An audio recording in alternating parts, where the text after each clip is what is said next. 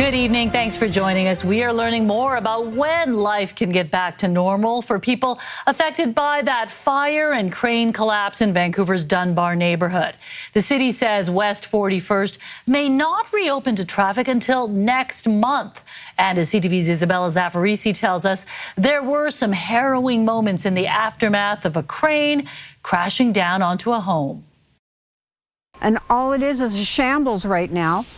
And you can barely see the crane. Grace Wuschke was making dinner last Tuesday when a fire tore through an apartment building under construction, just a few feet from her home. Before evacuating, she noticed her neighbor's pickup truck parked outside. I go over to a fireman and I tell him, you know, this is our neighbor's pickup.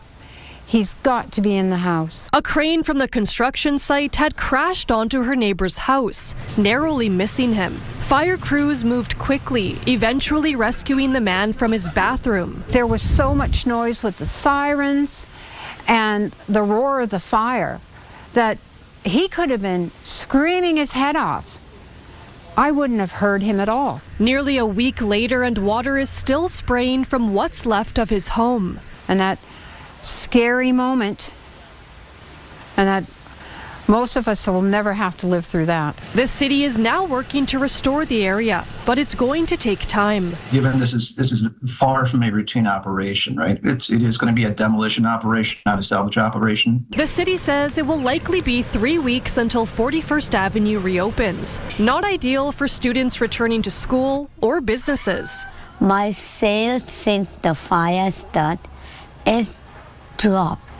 It's completely dropped.